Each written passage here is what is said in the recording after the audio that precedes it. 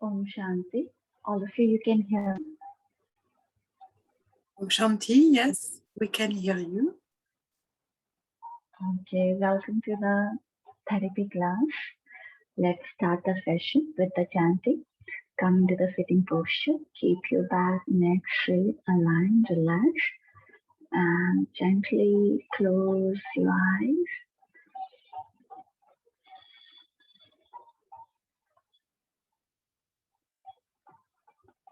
Go into your posture.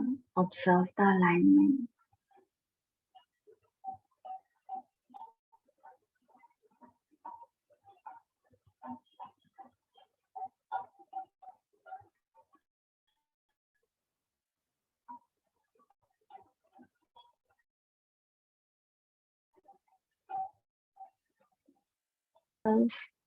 For the deep, prolonged, slow inhalation, deep, prolonged, slow exhalation. Inhale and exhale.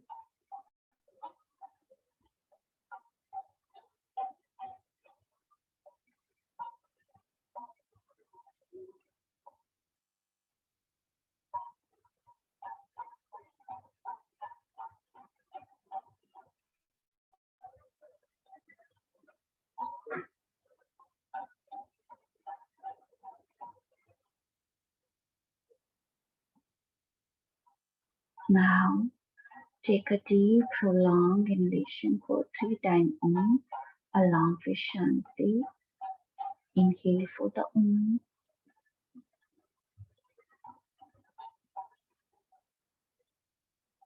Om.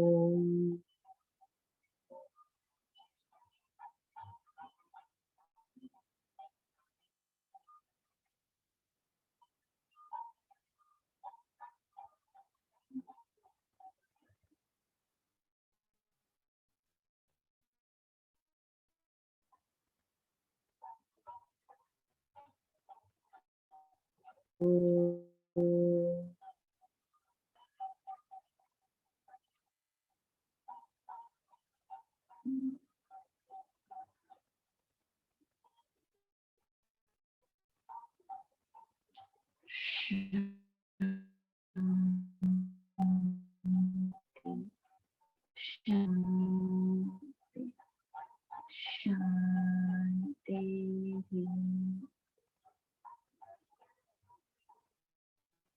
Feel the vibration and sensation.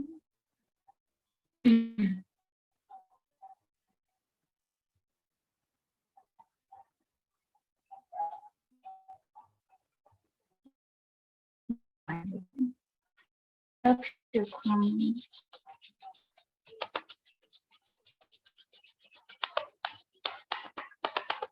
Place on your eyes.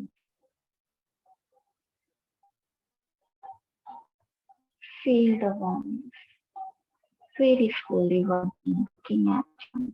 Gently open up your eyes with a great smile and Om Shanti. So, in previous session, we talked about the devas, the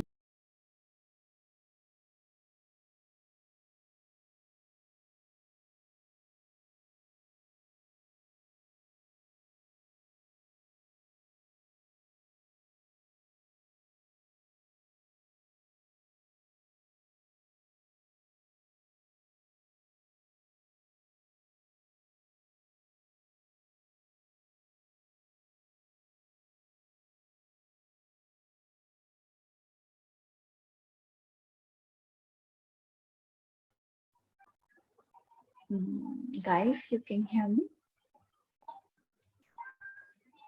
Yes, yes, we can hear you.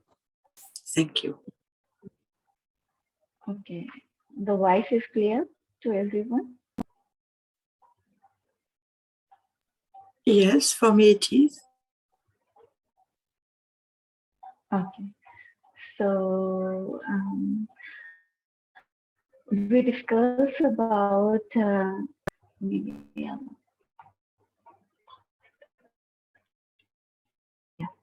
So we discuss about the problems related to the cough and the vat, lower and upper respiratory system, cold, flu, right? We talked about the, all those things, how you can help them when they are having those issues. Okay. Now, today we're going to discuss about problems related to your nervous system, that is a mental disorder, dementia, and migraine, IBS, irritable bowel syndrome, and constipation even sometimes. And these are problems today we're going to discuss about it.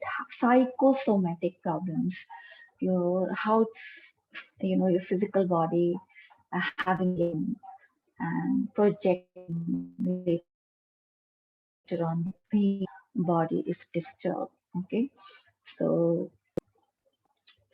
in IBS, irritable bowel syndrome, this is the one kind of problem. It's a psychosomatic problem.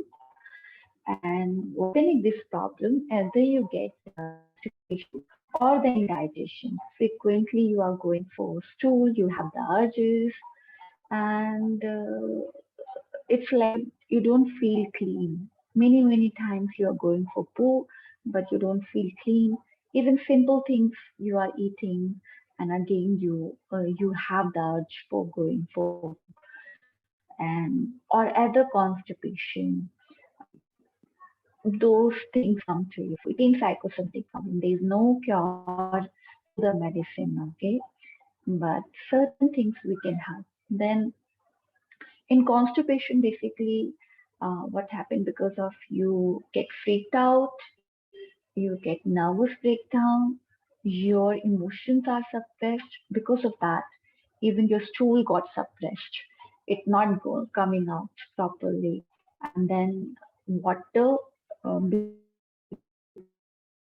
because of the dehydration, water of the stool would be absorbed by your large intestine, and then your stool becomes very tight and dry, and then it's not easily passed on, and that's how you get hemorrhoids. And because it's not healed, then it gives you the cramps in your pain, little bit pain in your lower abdominal part. You have the pressure, you want to go, but it's not coming out because stool is not smooth enough to coming out. And when you're giving the pressure, the layers, anal region, and muscles, tissues tear apart, and then you feel bleeding and other infection, and get the anal infection also. So IBS or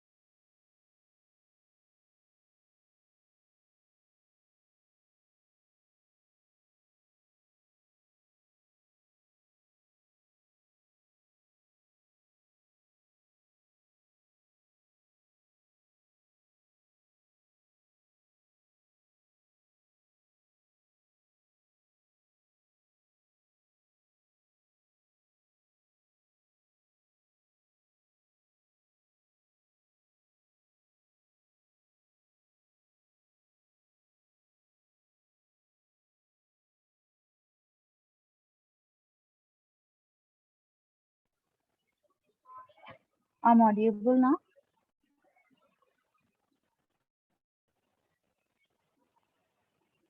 Yeah, sorry, yes, you are. Okay. Thank you. Thank you. So, yeah. So we were talking about how much you heard.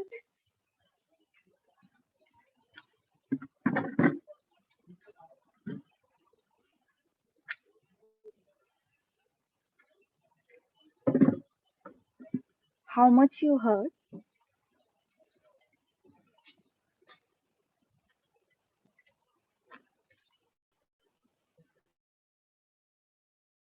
Just hurting the problems that you face with your constipation.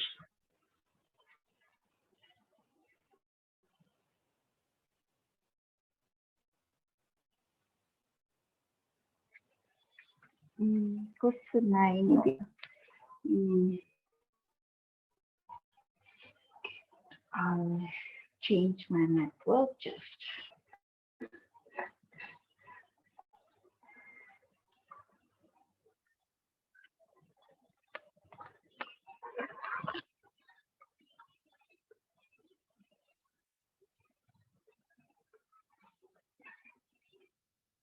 Hello. My voice is clear to everyone now?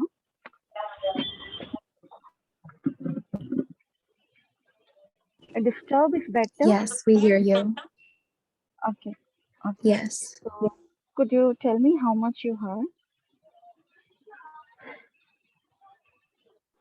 We talked about the problems in constipation, what it makes you feel like. Okay, so yes, we were talking about that what happened in migraine. So in IBS and constipation, IBS is two types, constipated or the diarrhea one, where you passing the stool frequently, and one is you feel constipated. Okay, so it's very difficult for finding out the treatment, especially in allopathic, because these are the psychosomatic problems. Is related to your mind. Then migraine, another problem that is like half of your head is aching so much. So it happened because of you during the stress you are doing, not taking proper rest, and too much load. You are doing the desk job or doing certain kind of research under the pressure, and you are anxious towards your way of living, hatred, उनके hatred towards yourself and towards the society, some past repression of the thoughts, and due to that you get the migraine. Okay, so migraine can be triggered through the sunlight, through the certain smell, and through The voice is breaking. somebody scolding at us is taking. There's a very low network.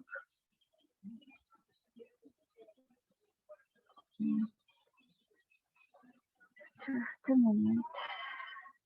It's fine now. Now it's fine. Yes. Okay.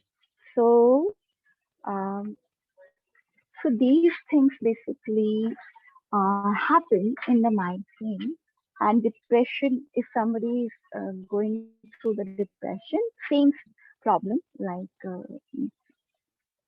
maybe it's inherent, or you have the hatred towards you or towards the society, or anxious, anxiety, anger, frustration. So depression also come. Dementia is the come with the old age. Gradually, you again that is a mental disorder. You start forgetting the things. Your memory power go down, and you not able to remember your past memories. Few memories are there, or recent memories. So that's happened because of the weakening of the muscles of your brain, and the cells of the brain is, you know, not getting the proper oxygen also, and there's many causes why you get the dementia. It can be inherent or poor lifestyle, alcohol, drugs, suppression of the emotion, and suppression of the, your anger or anything, sexual desire. These everything would be causing the problems. So it can be trigger, many problems. These mental disorders, psychosomatic problems to you, and there's a one thing which we can help them. Okay, so though we in yoga therapist, if I'm gonna approach individually, but I'll give you the general guidelines how you can help them uh, generally. Okay, it's not like individually you are capable of handling those situations, but generally how you can handle.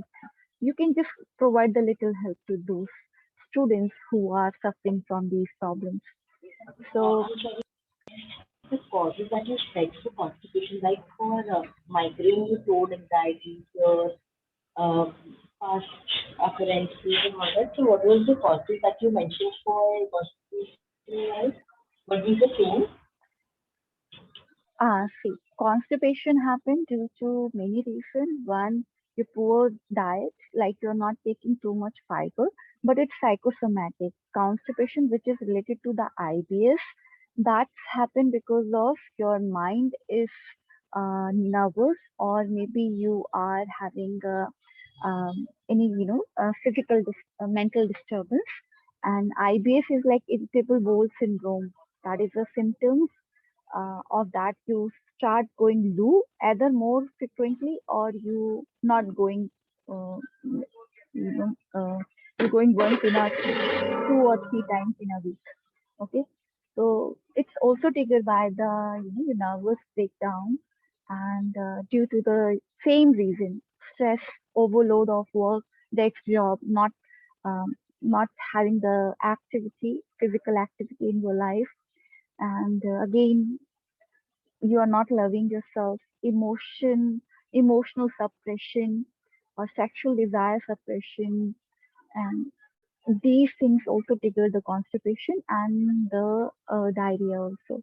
Okay, so even if you really, I'll give you the one example. Have you checked whenever you go for the interview or public speaking, your body gives certain kind of symptoms. You get either pee or for the poo.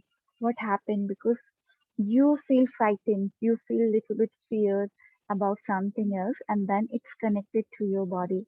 So same thing happen in your when you get in IBS. It's like whenever you get nervous, or some food, because of some food also, like gluten would be trigger IBS, or lactose intolerance also gonna trigger the IBS. So these things is the major factor to trigger these psychosomatic problems.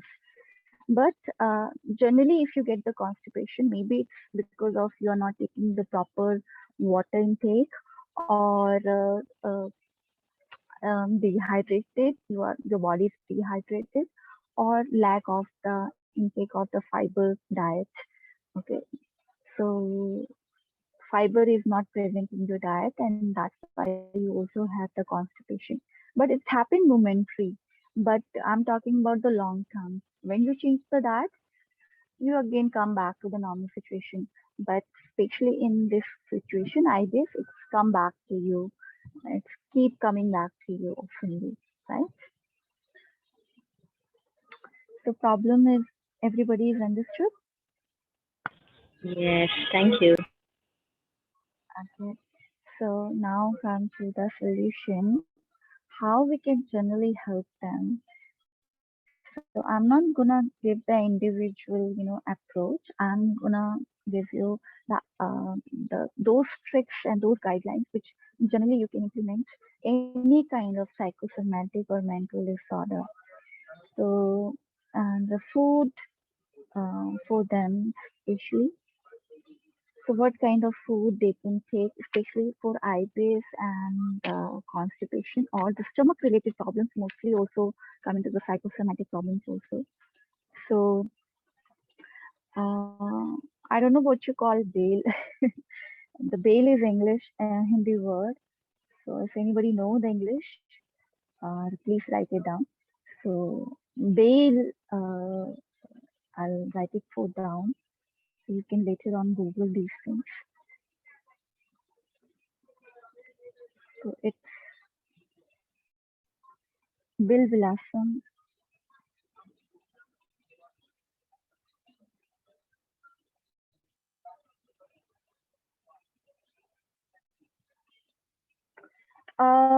Hatred towards yourself related to migraines. Yes, it could be because sometimes your emotion is so suppressed that even you don't realize, but it's happening in your unconscious and subconscious level. Okay, yeah. Bengal queens. Okay, good. Thank you, dear. So this all the parts of the Bengal queens is is good for the treatment of the IBS or all the gastrointestinal disorder. So no matter whatever problems you are having related to the small intestine, large intestine, and the stomach related problems, even you get the wounds in your small intestine, that would be also very helpful if you take in your diet this Bengal quince. Okay, these fruit is very beneficial for all the digestive disorder. So all the parts, the leaves and the fruits, the flesh, everything, and the stem. Also, you can make the tea of the leaves of the bael. These things you can intake in your diet. Okay, and in market, there is a juice available of these fruits, and make sure the juice doesn't carry the sugar. And because white now when they are sending the syrup, making the syrup, they add the sugar. So check the ingredients before buying those things. Uh, and they should have contained the jaggery or the honey or the khand, natural sugar they should add in that juice of the bail. Okay, so that thing you can intake is very good for all the digestive disorder, which is even for if your stomach, your small intestine and large intestine is healthy, eventually your mind would be also become healthy also. So it's like both are interlinked. Your mind disturbed, your stomach, your small intestine, your gut would be become unhealthy. If these are healthy, your mind become healthy. Your mind is unhealthy, these become unhealthy. It's interlinked. Okay, we cannot separate our digestive system to our with our mind, right? They are connected, interlinked. Then also the cumin is very beneficial. This spices, cumin. Um, so cumin tea is good for all the problems related to the psychosomatic and especially the mental disorder also. So cumin tea after empty stomach or after your meal, you can take it. Even I talked about this in previous lecture also, before previous session also. So that also you can include in your diet. Then bhuna hua cumin is like roasted cumin. You can add in your salad, roasted cumin. Okay, so cumin powder you can first roast the cumin and then make the powder, and then you can you know use the sprinkle on your salad or on your pulses, on your gravy on the top. And this is very good for the improving your digestion, and so your mental, your psychosomatic system also gonna improve. Okay, then simple digestive things should be given to them. So porridge, the black rice pudding. So black rice pudding is good for them. So sweet or but if you're making the sweet pudding is What did you say about the porridge? Yeah, porridge, black rice porridge. You can either you can make sweet, so add the jaggery little bit, or the mishri, or the khan, coconut sugar, palm sugar, or either you can, if you have, you can add some vegetable into it and make the khichdi out of it. So khichdi is, you can Google later on. That is basically the salted pudding, right? Vegetables pudding, and with the, so don't use the white rice, use the black rice or the brown rice for making your pudding. Then roasted um, roasted, black chickpea is good for them if they have the craving for something munching. You can provide them roasted black chickpea along with the jaggery. So they can have, whenever they want to munch something, they you can provide them, because of the mental disorder, really want to munch. They want to eat lots of things because they think a lot. In psychosomatic problems, they think a lot. So in this condition, provide them something healthy snacks. So roasted black chickpea with the jaggery is very good, which provide the instant energy to their body and to their mind, also to their brain also. And these things they can do. Then green leafy vegetables, they can have it. Salad, steamed salad, they can go for it. And then certain things they can add in their diet also. That is a Brahmi tablets, and the juice is available.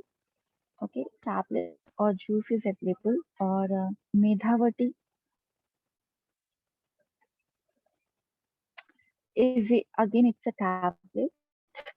These are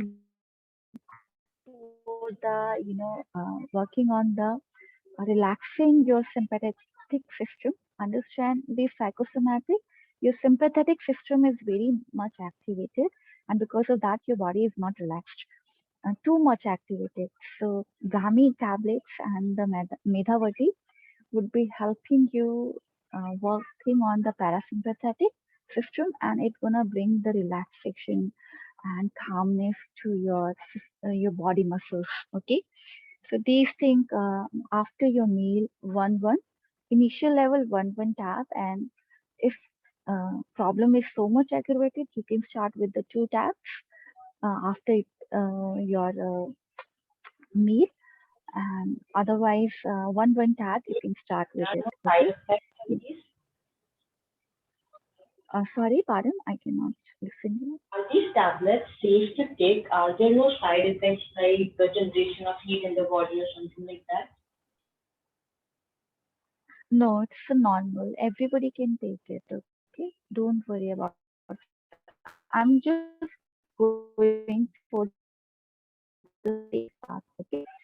So if you have too much thinking, agitation, anxious, even anxiety attacks, or anxiety disorder even, these tablets could be given to those people. And how you should take it, keep in your mouth. You're gonna increase the benefit of the tablet. Okay.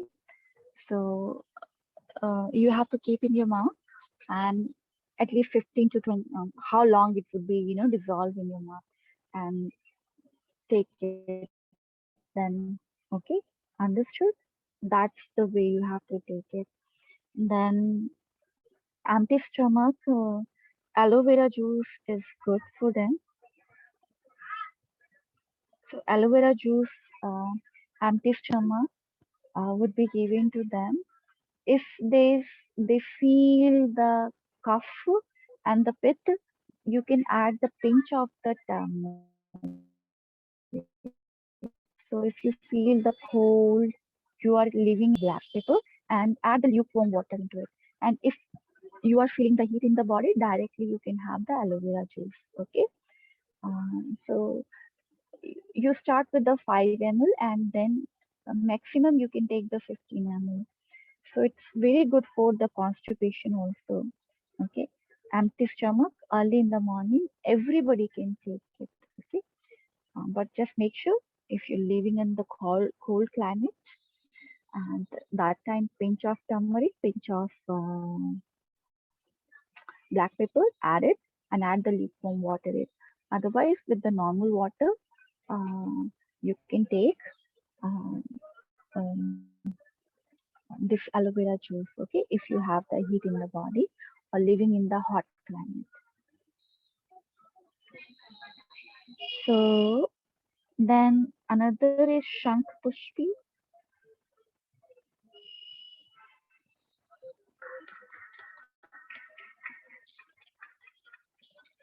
That is a syrup. Again, that is a good one, okay? Don't worry, everybody can take. It's good for the dementia. It's improving your memory strength. It's improvising your um, like when you are having the agitation and you get the anxiety attack. Pushpi is improving your memory strength. Also, it's gonna relax the muscles of the brain. So these things, how you have to take it. Shankushpe given to after the meal, after 30 minutes of your meal, you can take it with lukewarm water, okay, or with normal water. If you have the heat in the body, then with the normal water. If you feel the cold in your body,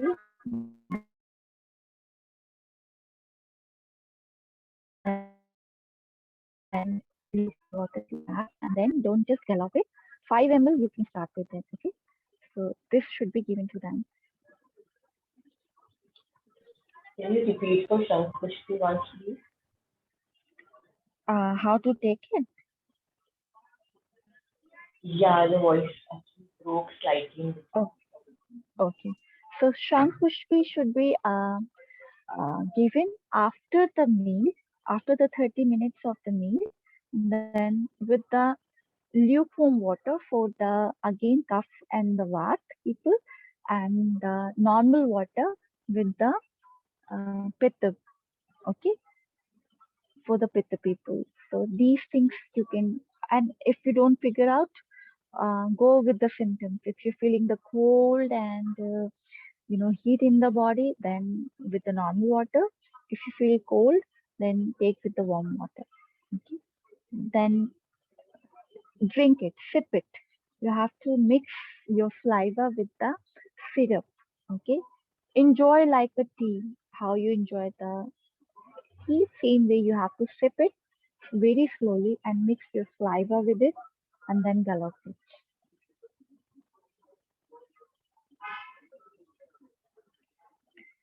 So now come to the practice. These are the sufficient things. It's gonna basically help them initially level and for dementia also, for migraine also, and for everything. Now come to the Shat Karma. Uh, Shat Karma, they have to practice the Kunjal Kriya, which I already talked about it. Vaman Kriya is very good for the all the three dosha, but make sure you have to observe their health history also. Hypertension, pregnancy, high blood pressure, and low blood pressure, then stroke, during the fever, menstruation time, ulcer time. These should not be practiced. But Jalneti, so Jalneti can be practiced. You can watch the video on YouTube, and that's give you the idea. But don't start practicing. Okay, so Jalneti is good for everybody. Okay, then Gritneti. Gritneti, Jalneti you have to learn from the school, but videos are available on the YouTube. You can see how it's look like. You have to pass the water from one nostril to the other. Ghritaniti is important. I'll gonna tell you. This is a safe practice again. I'll tell you how you're gonna practice. So take the A2 level ghee, cow ghee, and lukewarm it, make it liquid, and fill in your nostril when you're going into the bed, and put into your eyes also, and in your ears also, in your navel also, in your reproductive areas also. Okay, and your anal region also. You have to literally fill these holes with these things. So suck it. It's like 1 spoon each nostril, and fill your ears and apply the cotton, and make sure it's a little bit lukewarm. Okay, lukewarm, and then apply in your eyes also, and do the little massage with the ghee in your hair. Okay, daily you have to do it, and then and do the massage with that ghee also with your palm and your sole of the feet. Okay, properly massage these area, and then tie with the wrap with the clothes, and then go for your sleep. So if you have these problems, even the migraine, dementia, or psychosomatic other problems also, implement these things immediately. It will take time, but you're gonna see that eventually and gradually you're gonna see uh, the improvement in their, in their agitation, in their frustration, and they eventually gonna heal themselves. Okay, so cow A2 level ghee. If you cannot get, so Mahatriphala Grit, Mahatriphala Grit, also available in the market. So Dabur one is good, Dabur brand, or Jhandu also. This is a brand name, Dabur Jhandu, or these two brands I know. So these two brands, Smart Reflect Grip, you can buy it, and again you can do same procedure. Okay, which I told you. This should be done daily. You have to do it. Okay, and Jalneti, if you learn daily, you have to practice the Jalneti also, and then practice. All all the balancing posture should be introduced to them. Why? Because more balancing posture, but not more than five. Whenever you're making the sequence of vinyasa or the hatha flow, make sure you are introducing the balancing posture. So balancing posture keep them their mind on the focus level. Okay. So introduce the not more. Make sure not more than five posture you're gonna introduce in your sequence. So four to five asanas of the balancing you can introduce to them. Then it's very good for them. Then pranayam, Bhramri pranayam is very good, and Makar chanting is good, which we learned also in meditation class. Okay, Makar chanting and Bhramri, and they have the insomnia also. They could not fall into the sleep. So for them, Yog Nidra also I introduced in the in previous session of the meditation class. Yog Nidra, you can go through it. There's a many variation of the Yog Nidra, but simple variation also you can introduce to the Yog Nidra. It's very helpful for them to control their psychosomatic problems. Then chanting also given to them, and if they do these practice, I think gradually and slowly they're gonna improve themselves. Again, there's a no cure in the allopathic. So in yoga therapy, we have to have the patience. Okay, at least 3 4 months it will take to show the result, and then eventually, because they are correcting their lifestyle and their diet, eventually they come into that level where their mind stop disturbing them, the physical body, and then they find the proper cure and they completely heal themselves. Okay, so it requires more dedication, more willingness to practice these things. So it's not easy, But yes, it's not impossible either. It's my personal experiment which I did on my family members also and on myself also and many patients also. And I find out it has a tremendous result. But yes, it's a long term procedure. But allopathy, mm,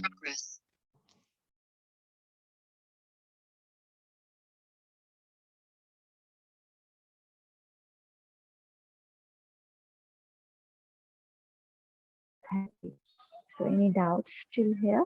And understand tomorrow session. Now we finished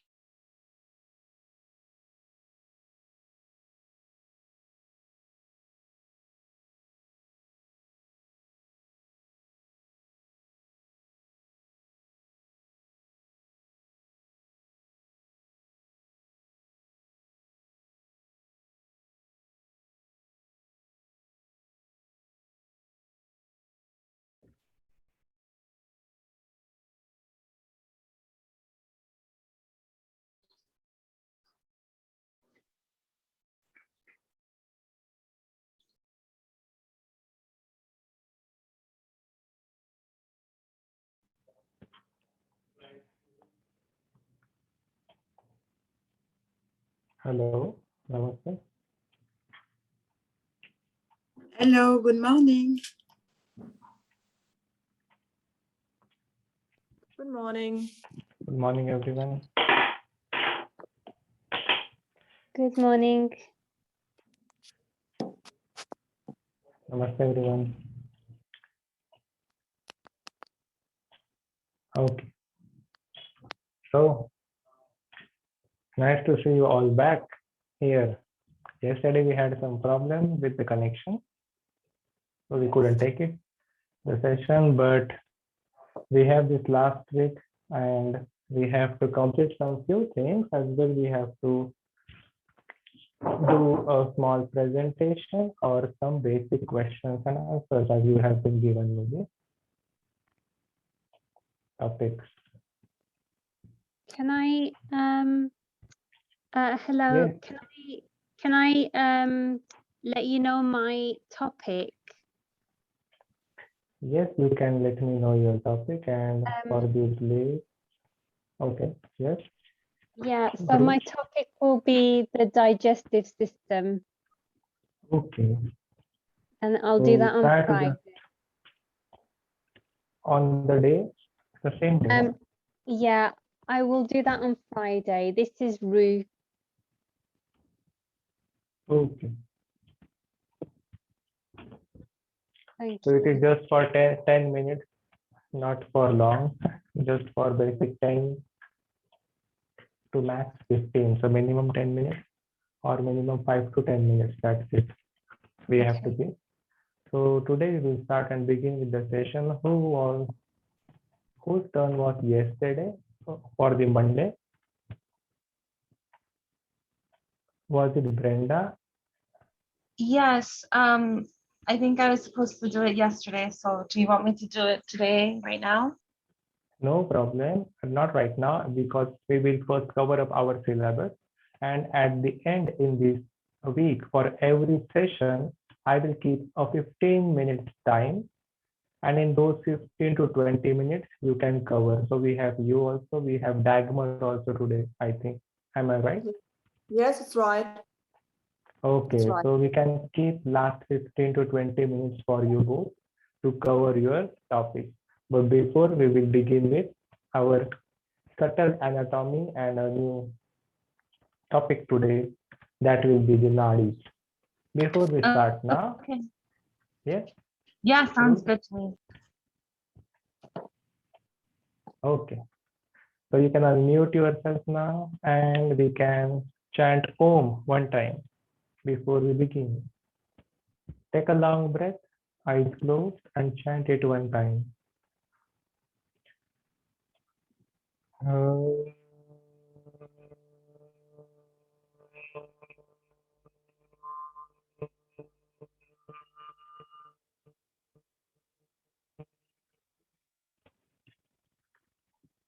Om Shanti Shanti Shanti. you so much, people. First, we will begin and learn some things about Nadi and Prana, and later we will keep time for you to present yourself. Now we have seen almost many anatomy and physiological human body systems along with some of the asanas for those in between the system or related with that system. So from today we will just see about some subtle anatomy topics which has been given in your syllabus from the school. So we need to cover that as well. It will sound like a more philosophy, but need to know about it as well. So today's topic is Nadi. Have you heard this word Nadi? Anyone? Yes. What are those Nadis? These are the energy channels. Yes. And these Nadis are in our subtle body or in our astral body. That means which we cannot be seen by our naked eyes. This is the physical body. So inside body we have 3 more bodies with the 5 koshas that we will proceed later. This is very important to know as we will not see just basic things, but we'll learn some things about moksha and the liberation of the soul as well today. So that also we will see. How are the nadis or what is this?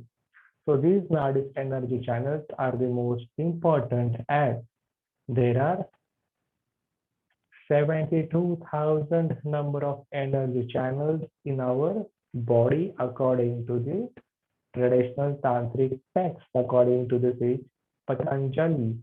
But according to the Shiva Samhita, the more traditional tantric texts, there are the 350,000 number of energy channels in our subtle body.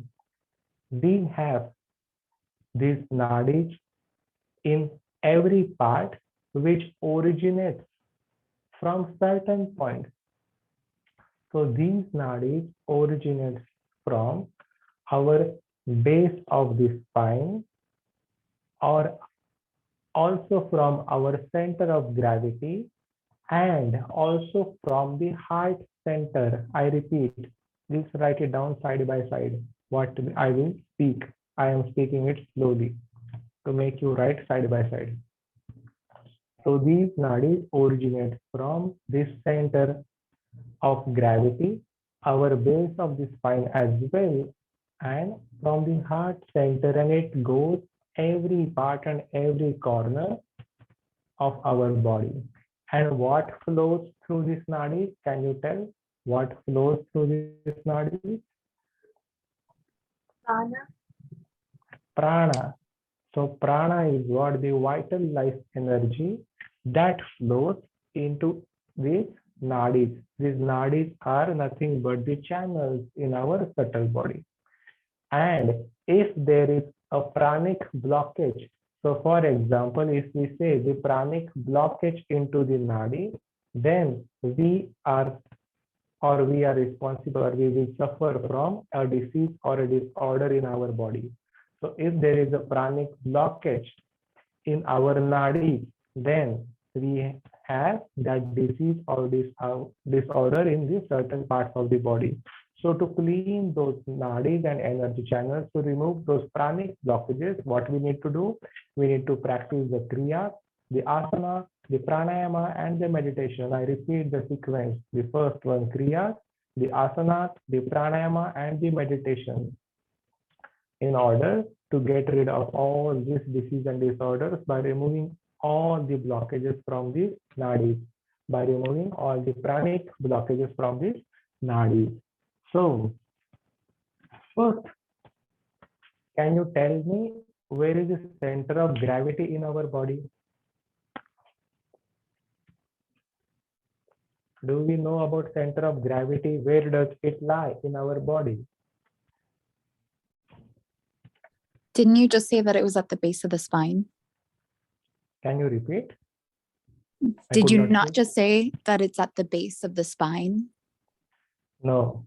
So I was telling you the nadis originates from the base of the spine, which is different.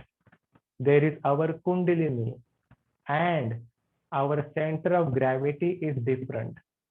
So center of gravity is not the base of the spine. Center of gravity is what? It varies from person to person. It is not on the exact point for me or for Brittany or for Dagmar or for Valerie. Each and everyone will have a different center of gravity point. Varies. It varies between, I repeat, it varies between our sacrum and lumbar region. So on the spine, the lower vertebrae of our lumbar and the more lower, the sacrum, in those parts, our center of gravity resides, and each and everyone will have a different point of center of gravity, as each and everyone's body language is different. We could not have the same body language. Where we do any posture, so where we bend, we have to bend and practice by keeping our pelvic square or hip square from the center of gravity, where we adjust in our body. So these nadis, though they originate from that center of gravity, the base of the spine, and from the heart center. Here we will just learn some things. Now the basic three nadis. Okay. Today we will just learn about basic three nadis, which will originate from the base of the spine. Okay, that are very important nadis in the field of yoga. So those nadis are Ida, Pingala, and Sushumna. Have you studied about the Ida, Pingala, and Sushumna? Yeah. Yes. Yes. Yes or no? Yeah. Okay. Yes. We will just then repeat it as it is the part of the syllabus given to me, so I need to repeat. Again, so these Sushumna energy channel is what the center of the spine. You already have studied. So we will directly draw it, and this is the spine where it has the 7 chakras.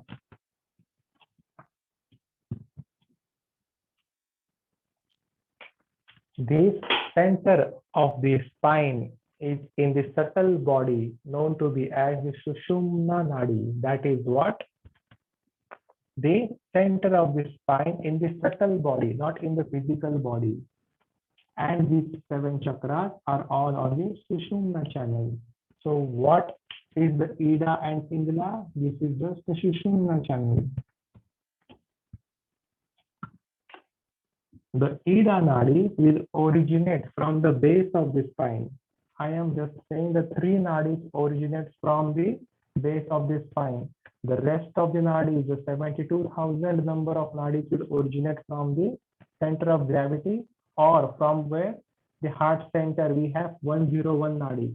From our heart center, from our heart chakra, we have 101 number of nadis. Just learn about this basics. Now, from the base of the spine, the Ida Nadi will originate from the left side and intersecting all the chakras, zigzag, it will end to our left eye. And it will drop down to our left nostril. This is what your Ida Nadi, to the left side. Similarly, if you will say the Pingala Nadi, that energy channel will originate from the right side, again intersecting all the chakras in a zigzag, will end up to the right side of the third eye and will drop down to the right nostril. That is Pingala Nadi. If you will check your right nostril and left nostril, you will see that one of your nostril is little bit more flowing than the other. Your both the nostrils are not completely open, like or flowing or dominant in a same way, balanced completely. If we can check, if we close our one nostril and breathe, and again we check with the other nostril and breathe deeply, you will find after 2 to 3 times breathing that one of your nostril is a bit more active than the other. If yes, you can check and let me know if it is no or if it is yes. Then to keep this balance in between two nostrils is just easy to say for a long period of time. If we are able to remove the blockages, or if we are able to keep these two nostrils completely clean, right from the third eye, intersecting all the chakras on the spine, then and then only the Sushumna Nadi, this all center Nadi will get activated. And if this Nadi will get activated at the base of the Sushumna energy channel, there is a Kundalini energy, a serpent form of energy, the Kundalini energy at the base of the Sushumna channel, which rises up through the center of the spine, activating each and every Nadi, activating each and every chakra. This is what only been done by the Kundalini energy when your Ida and Pingala, both the nadis are being activated. Not for 5 minutes or not for 2 minutes. Your Kundalini may vary up and down, but for a yogi, not for a yoga practitioner or just for a yoga teacher or for a yoga student for lifetime, this is the thing what I'm saying. For a traditional yogi, here, for the real yogis who practice yoga continuously in that state of meditation, in that state of practice, their nadis get open, and when the Kundalini rises up, it activates all the chakras. And as this Kundalini rises up and reaches the crown chakra, the top chakra, the 7th chakra, then we say the yogis achieve the enlightenment, that is known as the samadhi. Enlightenment is what? To raise the level of consciousness or the union of our individual consciousness to the supreme consciousness. That is what the definition of the yoga. So whatever we are doing, Ashtanga, Vinyasa, Hatha, Yin, whatever the different styles of yoga, they are far more behind this. This practice is done to live a happy and healthy life. This practice is an advanced practice which we can apply only after applying those styles of yoga. So we have styles of yoga, we have forms of yoga, and this is the path of yoga. That is the enlightenment, the samadhi, the blissful state, the pure form of happiness which a yogi experiences, not only the another yogis or the yoga teachers or yoga students like this. Is this clear in short what here I was speaking about this three nadis? Yeah, very clear. Thank you. Yes, it is. Okay, so when we have to keep or when we eat, while having a meal or while eating, our right nostril should be more active. Always remember, while having the food or while eating the food, if our right nostril is not much active than the left nostril, or our right nostril is less active than the left nostril, then we can suffer from the indigestion problem. So while having a meal or while doing an activity, we have to make sure our right nostril is more dominant than the left. And write this down, more important, while you sleep at the night time or at the bedtime, make sure your left nostril is little bit more dominant or more active than the right nostril. If it is balanced, then it is very good. You are on the path of yoga. But if your left nostril is little bit more active while you sleep, then it is helpful for you to fall a good sleep. When your left nostril is more active, the feminine energy, the left nostril, the moon side, which we say for the calming and relaxing, that should be more active than the right side, which right side nostril should be less active while you sleep. And if you sleep at the night, when your right nostril is more active, then you will not sleep properly. You will have half sleep problems. If your right side nostril is more active, you will be not falling asleep quickly or half sleep problems in your life. So to balance this accordingly, we have to do the pranayamas every morning and evening with the practice after the asanas. Is this clear? I have a question. Yes, Brittany. So if the nostrils are balanced Yes. in either of those cases, eating or sleeping, for example, if they're completely balanced, that's also okay. That's good. That is very good. And if it is balanced, then you are a rare case, or the person is a rare case from the millions of the people. If they are both running, flowing equally, from the millions of the people, this is the number, is a rare case. If they are balanced for a long period of time. Yes. Thank you.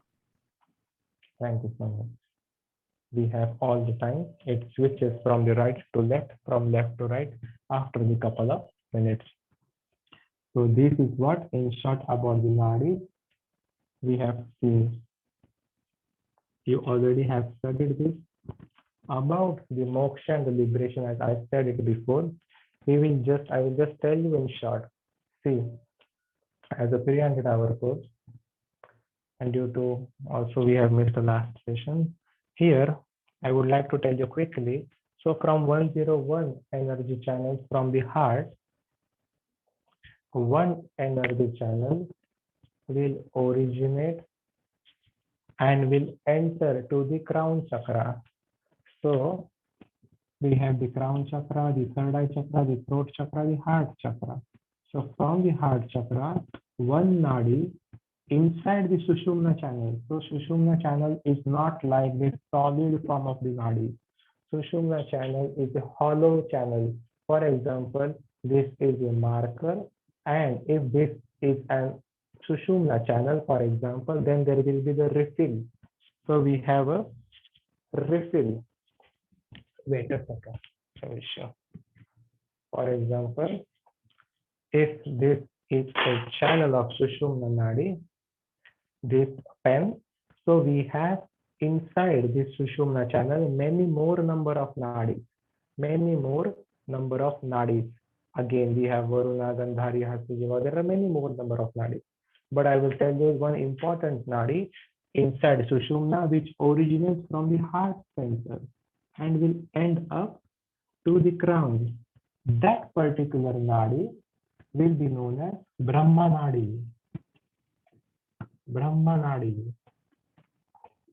And that particular nadi, that is Brahma nadi, originating from the heart, ending up to the crown, inside Sushumna channel, what is the role where our soul resides behind the heart center, behind the heart chakra. When a yogi achieves the enlightenment, the samadhi, that is actually not the end of the yoga. That is actually the starting of the yoga, the beginning of the yoga, the first step of yoga. The misconception amongst all of us is that that is the end of yoga, that is the samadhi. But where the self-realization starts, where it begins, is what the enlightenment. This is all what we are doing, the preparation for yoga. This is not these different styles or the practice, is not the actual yoga defined in the traditional tantric text. This is just we are preparing our body, mind, and soul so that a yogi could achieve the state of enlightenment.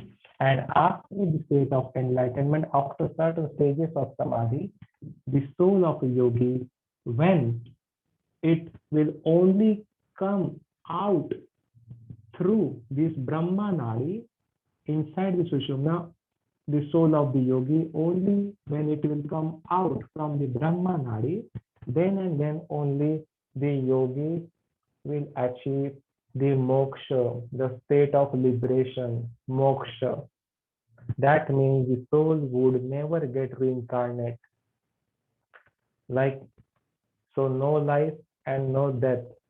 Once the soul gets out from the Brahma channel, from those yogis, not speaking about a yoga teacher or a yoga practitioner or any social media yogi here. So I am talking about the reality, about those real yogis.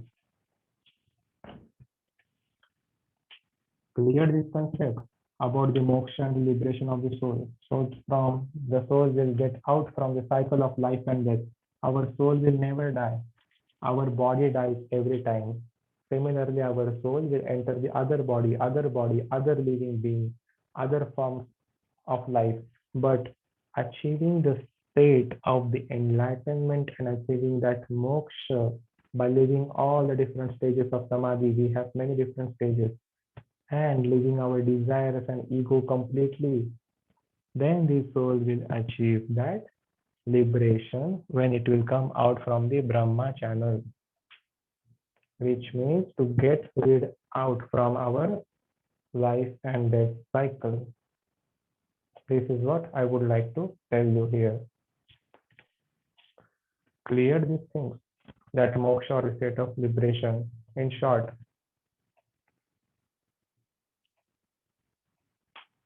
Yeah. Hello? Yes. Great.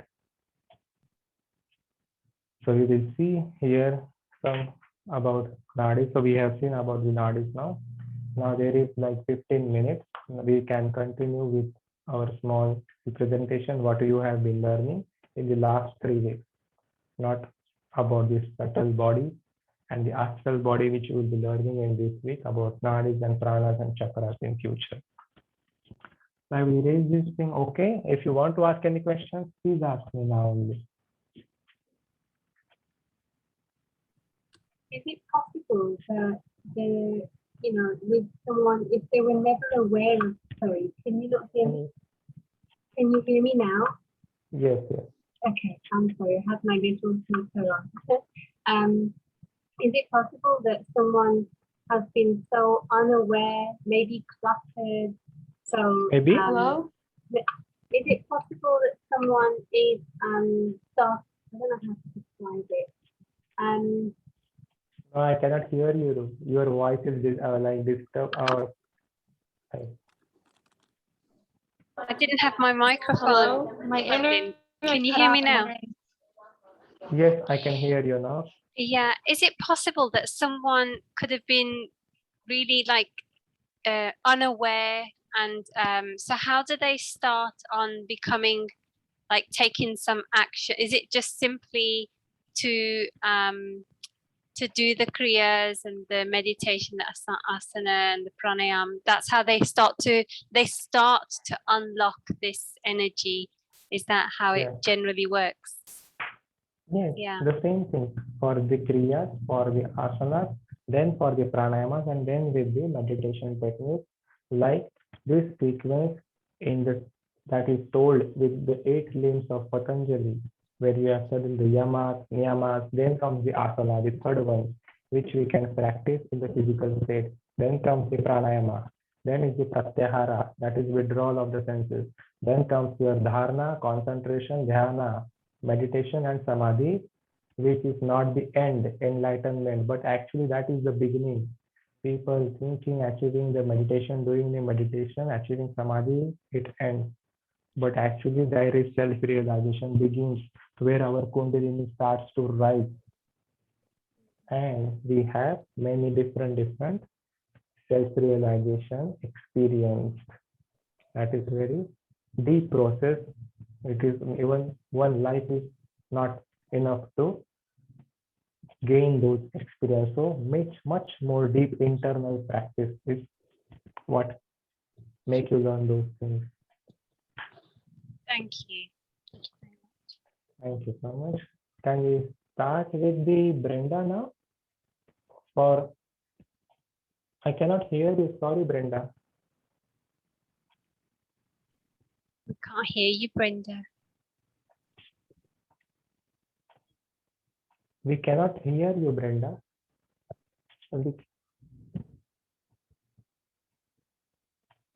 If someone with Brenda can. We'll go let her know, but just so you're aware, at 4 o'clock. Okay, go ahead. So I'm using Blaze's phone. Can you guys hear me now? Yes, yes. Yes, I can hear you now. I have an exam at 4. Okay. So I just wanted to get my anatomy done. Okay, yes, Brenda. Please do it in 5 minutes. Yes. Okay, I'm gonna turn mine off. Yes, Okay. yes, you can start. What topic you will?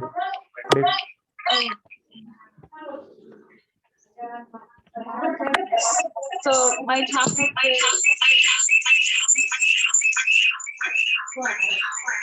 Sorry, hang on.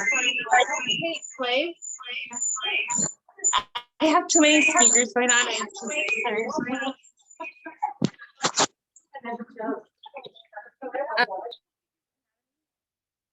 I mean, the skeletal topic. Hello? Can you guys hear me? Yeah, we can hear you now, Brenda. Okay, perfect. So my topic is the skeletal. I wanted to talk about the axial and appendicular. The bones, there's 206 bones. They're dynamic living organs. They frame our body and they provide structure and protection to our organs. And the ability to move. The axial bones are the ones that are along the center axis, and then the appendicular are the bones from the upper and lower limbs, including our shoulder and pelvic griddles, I guess is what they're called. And the axial includes the cranium, the skull, 33 bones of the spine, the sternum, the breastbone, and 12 pairs of the ribs. And the appendicular skeleton includes the shoulder and pelvic griddles, like I said earlier, in the limbs, extremities of each of these. The 6 major functions of the bones would be that it supports, frame and the shape and movement via the joints, and then protection of the internal organs and systems, and production of blood cells by the bone marrow, and the storage of minerals such as calcium and iron.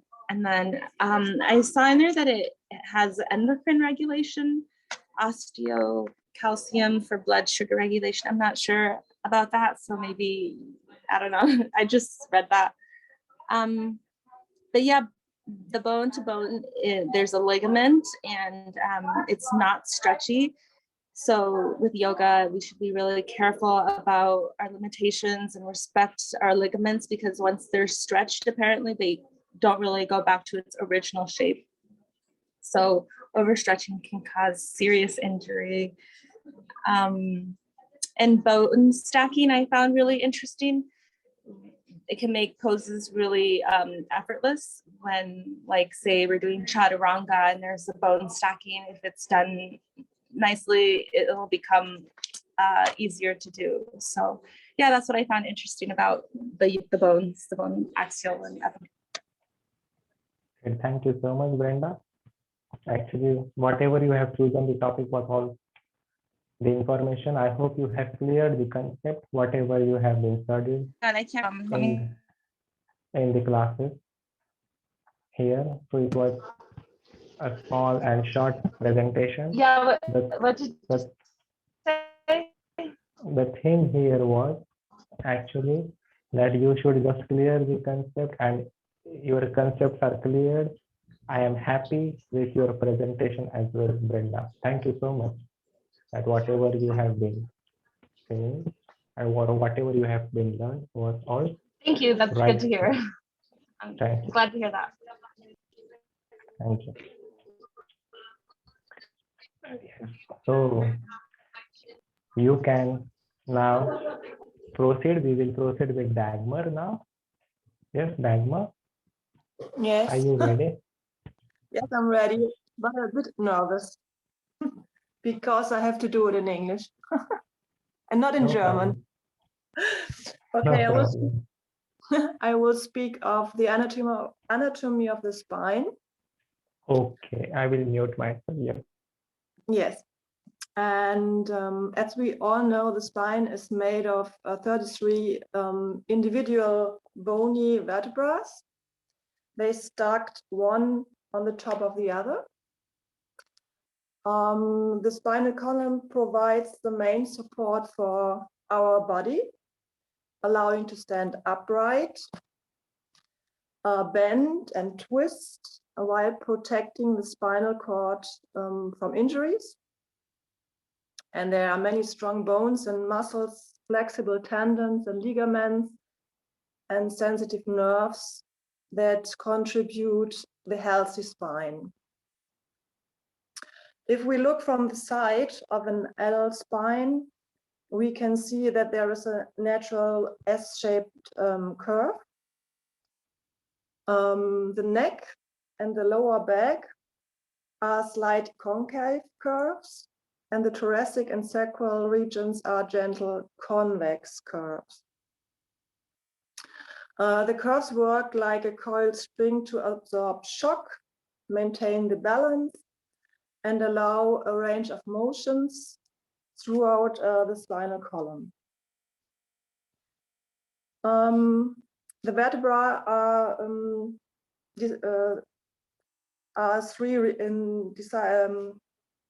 go in three regions. The first one is a cervical thoracic, the lumbar, the sacrum, and the coccyx. I will tell a little bit about them. Only the top 24 bones are movable. The vertebrae of the sacrum and coccyx are fused, they are together. And the vertebrae in each region have different features, and that help them to perform their individual functions. The cervical, the neck, the main function of the cervical spine is to support the weight of the head. And the 7 cervical vertebrae are numbered C1 to C7. The neck has the greatest range of motion because of 2 specialized vertebrae that connect to the skull.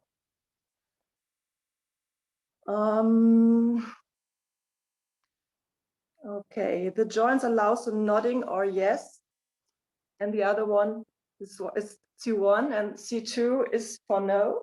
You can move your head this way or that way. C1, yes, C2, no.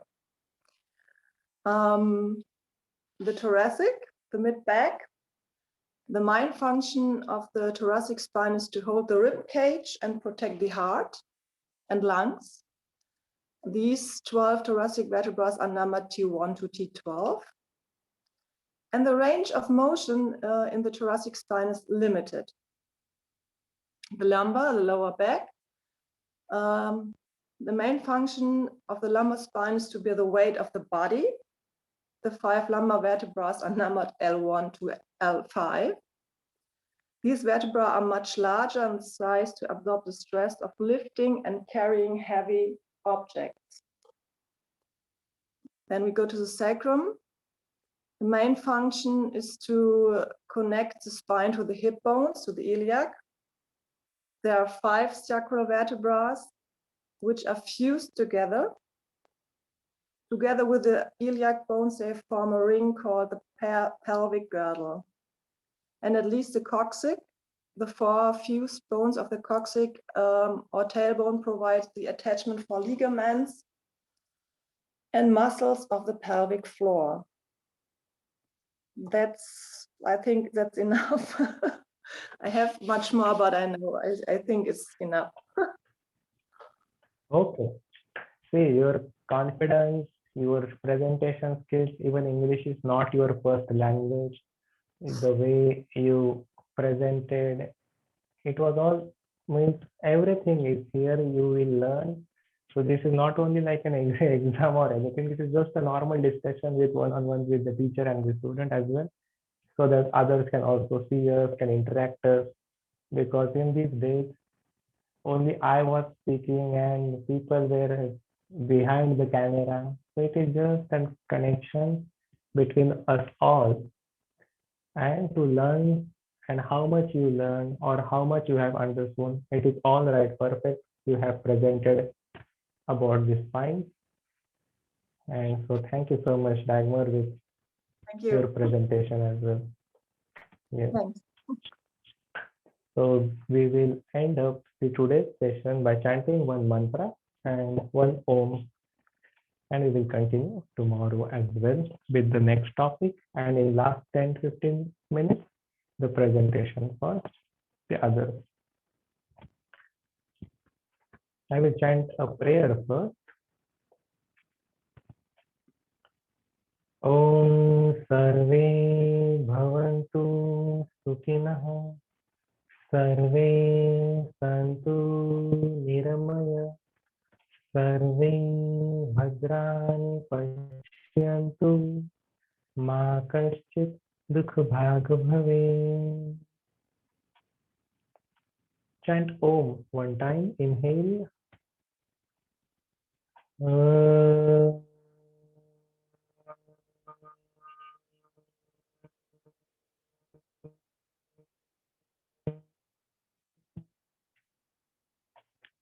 Om Shanti Shanti Shanti. Thank you so much, everyone.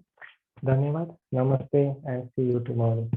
Thank you, namaste. Have a good day. Thank you. Thank you, Namaste. everyone. Thank you so much. Thank Namaste. you.